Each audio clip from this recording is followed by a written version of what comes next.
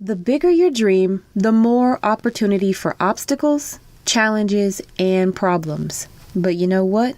Procrastination does not have to be one of them. If you are ready to get fired up, re-inspired, and motivated to power through any obstacle in pursuit of your dreams, then make sure you listen all the way to the end of this episode, because I'll be sharing with you 3 things that you can do starting today to overcome procrastination for good. So if that sounds good to you, then what do you say we start the show? Welcome to the Yes to You podcast, where we empower women to manifest their vision of happiness and success with down-to-earth practical guidance for conscious living, personal growth, and entrepreneurship. Our goal is to see you take inspired action by saying yes to your calling. I'm your host and founder of RohiniWellness.com, Dominique D. Wilson. And now, let's get into the topic of the hour.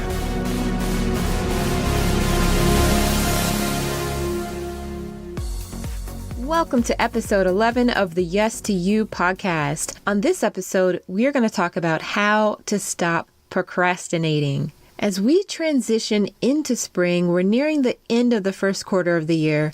This is a great time to check in with yourself and see how is your momentum on those goals that you set back in January. And speaking of goals, if you haven't already, I invite you to visit RohiniWellness.com/vision and download your free copy of my Create Your Vision workbook. This is going to help you get really clear on what your vision for your life is so that you can set goals that are truly in alignment with what it is that you want to experience in this life.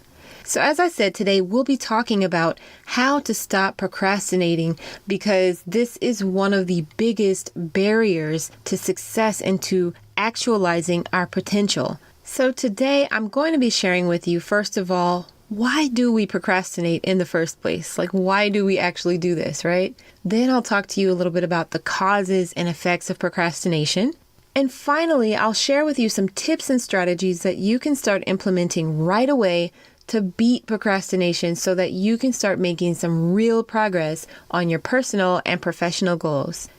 Just so you know, all of the information, the resources, and links that I share in today's episode will be posted in the show notes. So if you're on the go right now, be sure to come back to yes2upodcast.com and check the show notes. All of that will be there for you. So I hope that you are fired up and ready to overcome procrastination, because we are going to dive right into the meat of this discussion the moment we return from this short break. Body, mind, spirit. This is your weekly wellness tip.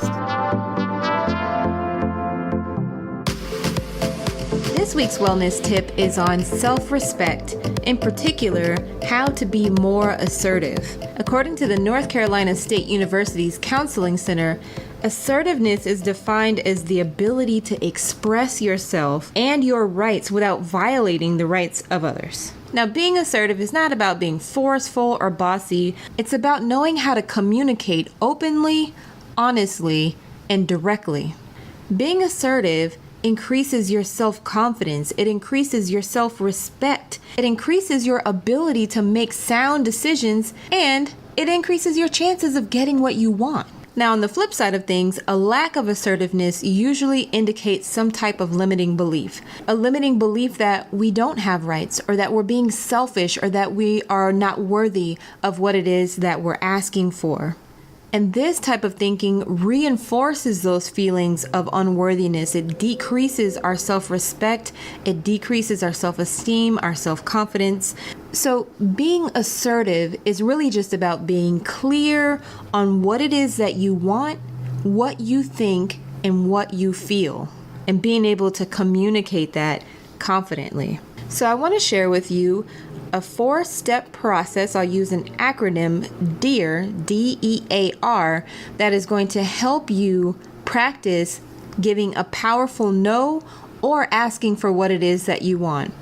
A lot of times we have these conversations come up where someone will ask us to do something and we don't really want to do it, but we don't want to let the other person down. And so it becomes a little bit awkward, and you may fumble for, how do I let this person down easy without sounding as if I'm being indifferent about their needs? But at the same time, how do I maintain my self-respect? So this acronym is really going to help you with that. So it's DEAR. The D is for describe, the E is for express, the A is for assert or ask, and the R is for reinforce. So let's go through those really quickly. D, describe. This is very simple. You want to describe the situation. It doesn't have to be very lengthy. Just keep it really brief and direct. The E, express. This is where you want to express how you feel about the situation. For the A, you're going to directly assert a powerful no, or you're going to ask for what it is that you want. It depends on whether this is a rebuttal for something that you don't want or whether you're requesting something you do want. So either one of those, you're either going to assert your no or ask for what it is that you want directly. And finally, R, reinforce. This is where you want to reinforce the relationship or thank the other person for understanding. So let's take a quick example just to illustrate how this process works. Say you've been asked numerous times over the past couple of months to stay late after work. You've agreed several times in the past, but now you're realizing it's becoming a bit excessive and is cutting into your personal time for things that you have to do after work. Now, there may be some things going through your mind. I don't want to let this person down. I don't want to appear like I'm not being helpful, but I also don't want to be asked over and over to stay late after work as if I don't have a life. So how do I approach this situation? D, you're going to describe the situation. You know, I've noticed you've asked me to stay after work 8 times in the last 2 months. E, express. Although I feel very passionate about supporting the team and I really enjoy the work that I do, I also feel that my personal time is very important so that I can maintain a healthy balance outside of work. A, assert. I'm not available to stay after work this evening. R, reinforce. I really appreciate you taking the time to hear me out and understanding how I feel about this matter. So there you have it, the DEAR acronym. You've described the situation. You talked about how you feel about the situation. You've stated your position clearly, and you've reinforced by saying thank you for hearing me out. And by saying thank you for understanding, you're kind of assuming that they will understand. And naturally, most people will feel more inclined to agree with your position after you reinforce the relationship in that way. Now, this is not a magic pill that's going to make everyone give you what you want. However, it does communicate that there is a certain standard for how you expect to be treated, and it lets people know to think twice before crossing a boundary with you. And the more you practice doing this, the more comfortable you'll get with it. So that was a rebuttal, saying no to something, and you would just use the same formula if you're going to ask somebody directly for something. Couple things. Never apologize. Never try and justify or explain your position. This is really important when you get to the A, the assert part. If you're not used to asserting your opinion and your position on something directly, you may feel that inclination to kind of explain yourself. But when you do that, it weakens your position and it communicates to the other person that you're not really sure that this is what you want or that this is where you stand. So you want to communicate that, yes, you are sure. So when you assert, make that the very shortest part of this formula. Be very direct in what you're asking for or what you're not willing to do, and don't add any flavor text to it. Move right into the reinforce stage after that. So I encourage you to play around with this formula. If you have a journal, it's a really cool exercise if you just come up with scenarios like the one I just did and write out your DEAR response to what that scenario is. This will give you a better idea of how to use this and apply it in real time to different scenarios that come up throughout the day. I'd love to hear what you think about this exercise, so be sure to let me know on social media using hashtag #YesToYou. And if you're on the go right now, I will include this information in the show notes, so be sure to visit YesToYouPodcast.com to access those show notes at a later time. And with that, let's get back to the show. Welcome back to the show. As I mentioned earlier, we are going to be talking about how to stop procrastinating. Now, a few episodes back, it was episode 8, I talked about how to focus and follow through. But of course, in order to have something to focus on, in order to have something to follow through on, we have to get past that initial hurdle that stops so many brilliant women from bringing their ideas and their vision into physical manifestation. And that is procrastination. A great example of this is the Yes to You podcast. I dreamt of this podcast many years back. I knew the name was going to be the Yes to You podcast. I knew that I would be talking about conscious living, personal growth, entrepreneurship. I knew that I would be bringing people on the podcast, conducting interviews to empower women all over to love themselves, answer their calling, and create their best lives out of that. And for some reason, at the same time, I was also telling myself reasons why I wasn't ready.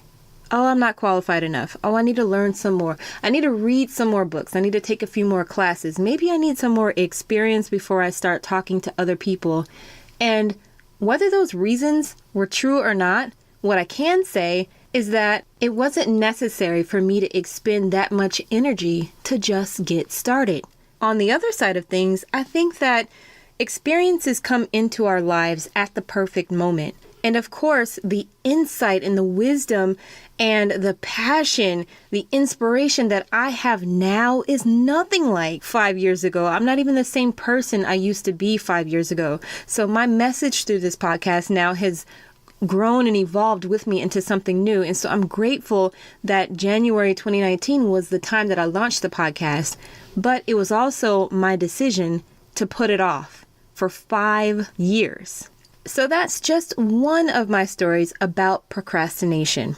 So over the next several minutes, I want to talk to you a little bit about why it is that we procrastinate, the effects of procrastination, and then I want to share some tips and strategies that you can use to beat procrastination so that you can start making some real progress on your personal and professional goals. So now let's talk about why it is that we procrastinate. Well, in short, based on my journey, because that's the only perspective I can come from, I've noticed procrastination show up in 2 instances. Number 1, when we're about to start something new. And number 2, when we're about to up-level, meaning we're about to upgrade from where we are to the next level of where we're going. And for me, what it all boils down to is fear. The fear of being rejected, of not being liked. This one is huge because it comes from a very primal place rooted in the limbic system that deals with survival. Way, way, way back in the day, if you were not liked by your tribe, you could forget it. You might get eaten by a saber-toothed tiger or whatever was roaming around because you didn't have the protection of the group, right? And even though we as humans have come so far in terms of developing civilization, we still have that part of our brain that remembers what it's like to be the outsider, to be the outcast. And so that fear of rejection can be something that leads to procrastination because you just don't know what people are going to think about you when you're on the other side of that decision. Another one is the fear of failure. What if I fail? What if I let myself and everyone else down? And I think we can really beef this one up and make it really dramatic when maybe failure wouldn't be that big of a dramatic thing. There's always something, of course, to be learned in failure, but fear of failure is a real big component when it comes to procrastination. Another fear might be success. What if I do succeed and now I have to show up and take responsibility and keep going with what I've created, right? So that's another one that can contribute to procrastination. So I think the reason we procrastinate is because of the fear of what's going to happen when we go from where we are now to being on the other side of the one decision that we need to make in that moment. And like I said, this can either be getting started on something or when you're on the brink of up-leveling. This is something I can relate to as a speaker. Every time I'm about to give a talk on whatever it is, I'm so excited. I can't wait to connect with the audience. It's a lot of fun and I really, really love it. But I still get that nervousness, the sweaty palms, the butterflies in my stomach. And it's this terrifying feeling just before I go on stage. And I know that it's all mental, but one of the things that I've learned to do is to reframe that fear into fuel. And realize that is the feeling of my power, and allow that excitement to really carry me like a wave through the entire presentation. And of course, that spills out on the audience.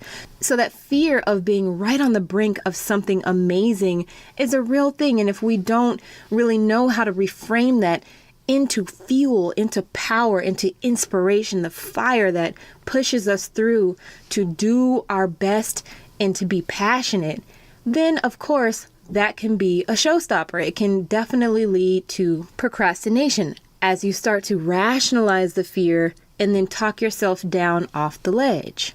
So based on my journey, those are just a couple of the reasons why we procrastinate. So now I'd like to talk to you a little bit about the effects of procrastination.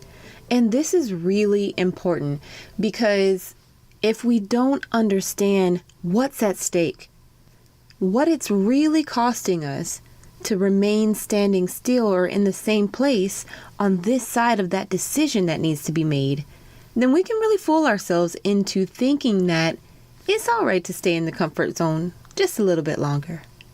But see, the problem is a little bit longer can be days, it can be weeks, it can be months, it can be years. So as I'm sure you very well know, procrastination is a form of self-sabotage. And higher levels of procrastination are associated with things like higher stress levels, lower self-compassion because you're beating yourself up because you know you're not doing what your soul is really calling you to do. It leads to negative thinking, negative self-talk. Of course, these are all acts of violence against the self, and they're so subtle because they happen within the mind. But over time, it chips away at your sense of self-worth.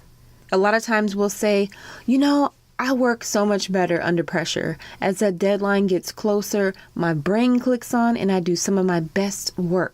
I have been known to say that and even really buy into that idea myself. And I've heard so many other people say the same thing, but I want to challenge you to really question that. Is that true? Is that really your best work when you're stressed out at the last minute? Is that the full expression of where your creativity can take you? Really, really think about that.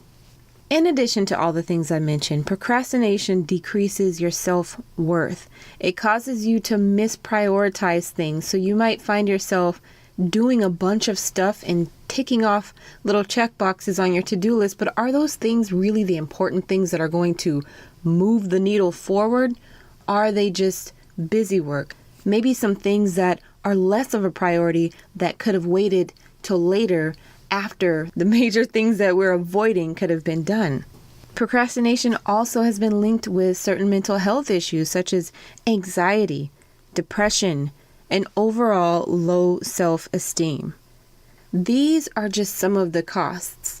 And as we very well know with all the research that's out today, a healthy body and a healthy mind go hand in hand. If you are stressed out, if you're anxious, if your self-worth is decreasing, you're beating yourself up, this is the kind of stuff that leads to later health problems that can actually manifest on a physical level.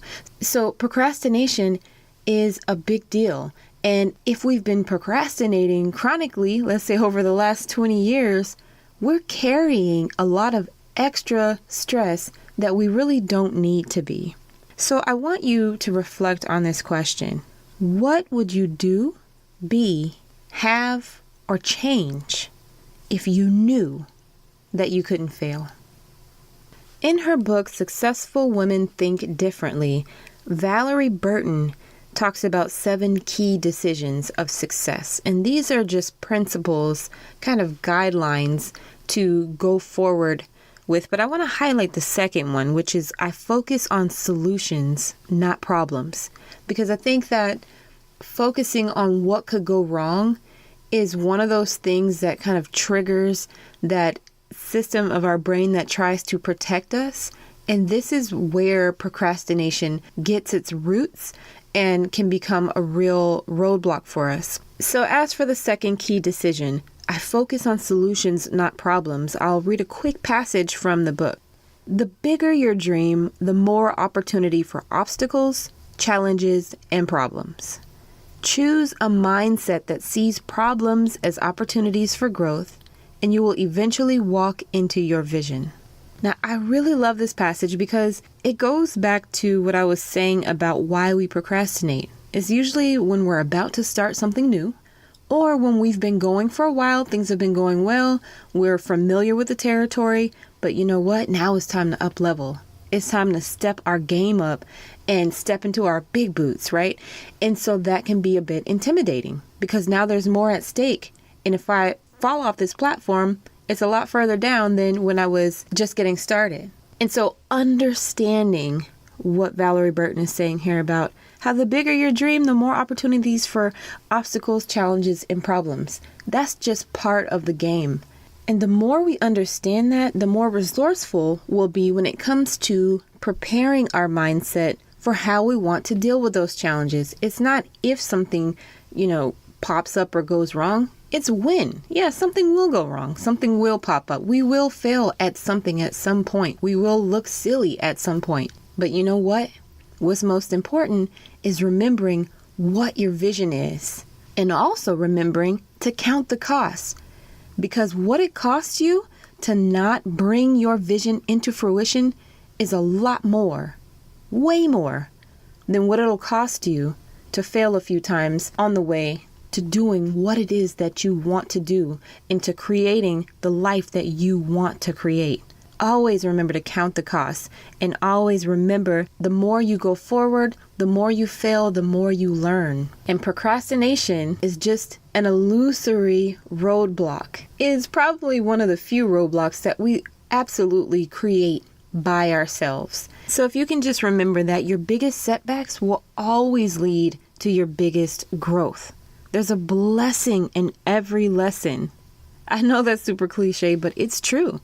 And the more you focus on solutions, the more opportunities you'll attract. And when those opportunities come into your space, be ready to take action. Don't fall into that trap of talking yourself out of your own blessings.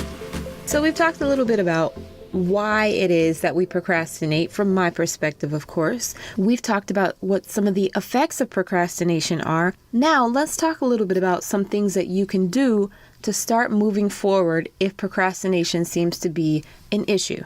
Number 1, you want to reconnect with your vision. Number 2, you want to clarify your mission. And number 3, know when it's time to take a risk. So let's talk about each one of those. Number 1 is to reconnect with your vision. Anytime you face any challenge, any obstacle, whether it's a self-imposed obstacle such as procrastination or something that just fell out of the ether and showed up in your way, you always want to go back and reconnect with your vision, because that is going to give you the foresight and help you to make the right decisions for you at that time that are fully aligned with your path, so that you can navigate around the obstacle, carve a door through the obstacle, or do whatever it is you have to do to power forward. And if you haven't gotten started with the visioning process and you're not really clear on what the whole vision is, maybe you know a few bits and pieces of what you want, but you haven't connected the whole thing, I have an excellent free resource for you that can help you to literally create your entire vision so that you can know exactly what you want in all the different areas of life, both personal and professional. So this is a printable PDF guide called the Create Your Vision Workbook, and it walks you through 4 steps to create a powerful vision for the life you want. You'll find that over at rohiniwellness.com/vision, and I will definitely put a link to that in the show notes for you. So reconnecting with your vision is the first step, as I said, because it's going to help you to know what it is that you need to do to get beyond this obstacle. And even though the obstacle may look like something that popped up before, every time is going to be slightly different because you're at a different stage in your journey now than maybe you were before. So this is why understanding what your vision is going to help you so that you can be consistent in how you power forward, and make sure that whatever decisions you make are really for you and based on what's best for you and not what you think someone else would want you to do. But most importantly, when you reconnect with your vision, there's a fire that burns even brighter within you. Because your vision is what you ultimately want to attain. It's the thing that you cultivate day in and day out with all your decisions, all your interactions. Everything is about bringing this vision into manifestation. And if that doesn't light a fire under you, then it's time to go back to the drawing board and ask, is this really what I want? Or have I created a vision around what somebody told me I should want? Because if it is really your authentic vision, then it will light a fire under you and you will go through hell and high water in pursuit of that vision, and you will not be deterred from it by anything. You might have a few setbacks, but your vision will always inspire you to get back up and keep going because it's what you want. It's the ultimate desire of your heart. It's what your soul is calling you forward to do in this life. So procrastination might be a real big problem, and maybe it's been something you've struggled with for years. But I tell you, when you are clear on what your vision is, procrastination is nothing. No obstacle will be bigger than the power, the brightness, and the excitement that lives within your vision. Now, if you haven't already, be sure to go back and listen to episode 2 of the podcast, which is entitled How to Create a Bold Vision for Your Inspired Life. In that episode, I went through the work of Dr. Stuart Friedman, who is the founder of the Wharton Leadership Institute and also the author of an amazing book called Total Leadership. I walked through a 4-step process to help you create vision, which is an excellent complement to the free resource I was just sharing with you. So definitely check out episode 2 in addition to downloading my free workbook. So that was step 1, to reconnect with your vision. Let's talk about step 2, clarify your mission. Your mission is your why. It is the soul calling that you came into this life to fulfill. And the way that you'll know what your mission is to get really clear on what your core values are. Now, Dr. John Demartini has an excellent resource to help you determine your core values. So based on your behaviors, based on the decisions you make, Dr. John Demartini's value determination process will help you to look at that and pull out of that what your actual values are so that you can look at them and then make decisions that are in alignment with those values. Because what happens is when we run into a situation that clashes with our values and we're unaware of what the values are, but we just know something feels off, that can be a really stressful and confusing process. And this is one thing that can lead to procrastination because we're not really sure, well, should I move forward? And we're considering all these external factors when what we really need to do is first reconnect with that vision and then look at what our values are and say, okay, cool. If this is not in alignment with my vision and values, then it's a no. If it is, then it's a green light and I need to move forward because this is what's going to bring me happiness and success and fulfillment. So I will post a link in the show notes to Dr. John Demartini's value determination process so that you can take his free online assessment. It'll take you about 20 to 25, maybe 30 minutes, but it'll be the best 30 minutes you ever spent because you're going to get so much out of this exercise. So clarify your mission. Know what it is that you're here to do. Your values are your why. It's what drives you to move forward no matter what.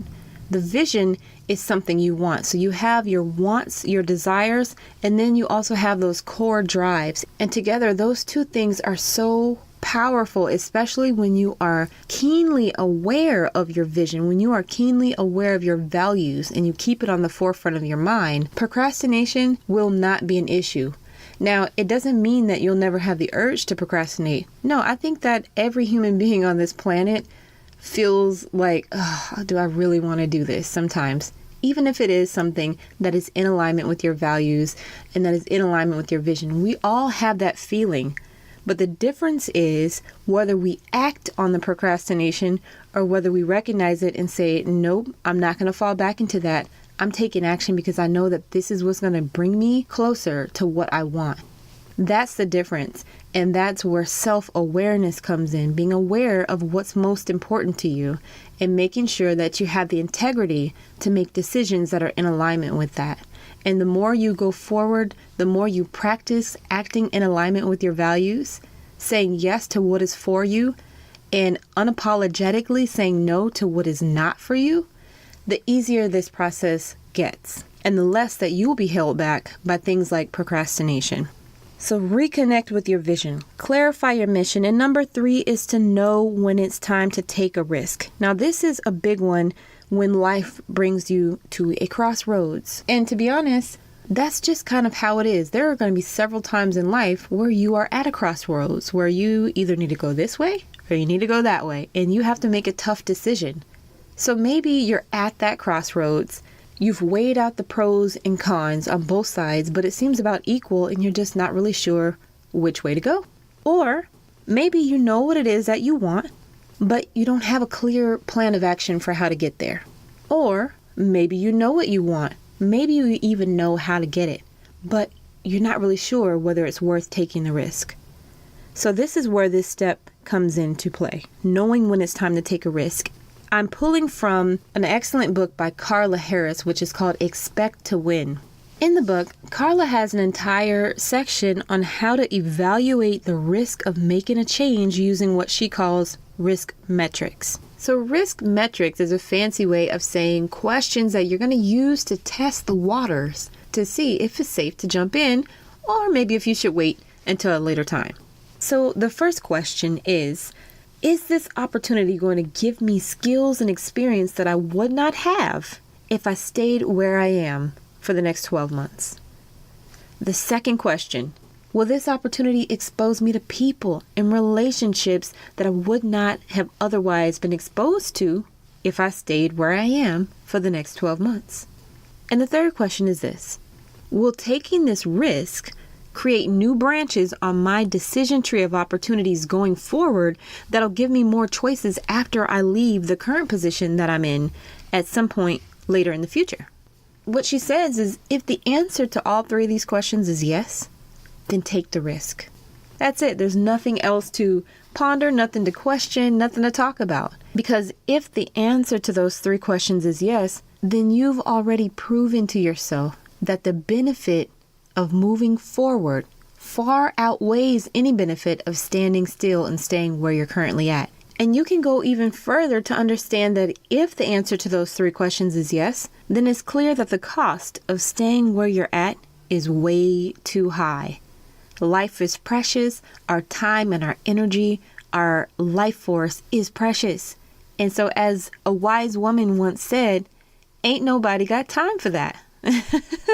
So there you have it. Reconnect with your vision, clarify your mission, and know when to take the risk.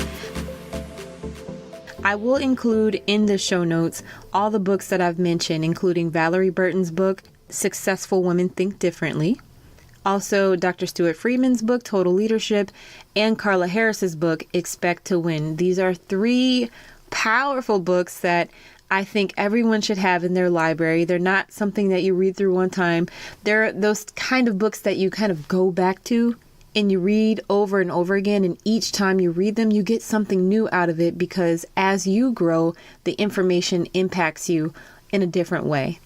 So I hope that this has been helpful for you. I hope that you now have some tools that you can use to overcome procrastination and move forward powerfully in the direction of your purpose.